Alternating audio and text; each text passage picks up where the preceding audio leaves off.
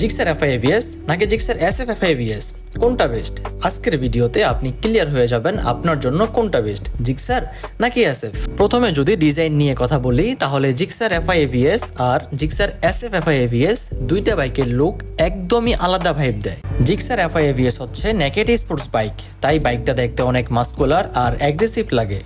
অন্যদিকে Gixxer SF FI ABS ফুল sports bike, যার কারণে বাইকটা দেখতে অনেক বেশি স্পোর্টি আর প্রিমিয়াম ফিল দেয়। যারা সিম্পল কিন্তু স্টাইলি লুক পছন্দ করেন তাদের জন্য জিক্সার, আর যারা রেসিং ফিল আর স্পোর্টি লুক চান তাদের জন্য জিক্সার এসএফ এফআই এভিএস ভালো অপশন। ইঞ্জিন নিয়ে কথা বললে দুইটা বাইকে আপনি 155 সিসির এফআই ইঞ্জিন পেয়ে যাবেন। সিটি রাইড হোক বা হাইওয়ে রাইড, দুইটা বাইক থেকেই ভালো পারফরমেন্স পাওয়া যাবে। মাইলেজের দিক দিয়ে দুইটা বাইক প্রায় একই রকম পারফরমেন্স দেয়। সিটিতে প্রায় 40-এর মাইলেজ পেয়ে যাবেন, হাইওয়েতে 40 থেকে একটু বেশি পাবেন। ব্রেকিংয়ের কথা বললে দুইটা বাইকেই এবিএস থাকার কারণে ব্রেকিং কনফিডেন্স অনেক ভালো পাওয়া যায়। সাডেন ব্রেক করলেও বাইক অনেক স্টেবল ফিল হয়। আর রাইডিং কমফোর্টের দিক দিয়ে একটু ডিফারেন্স আছে। জিক্সার এফআই এভিএস এর হ্যান্ডেলবার পজিশন আপরাইট হওয়ার কারণে সিটি রাইডে অনেক বেশি কমফোর্ট লাগে।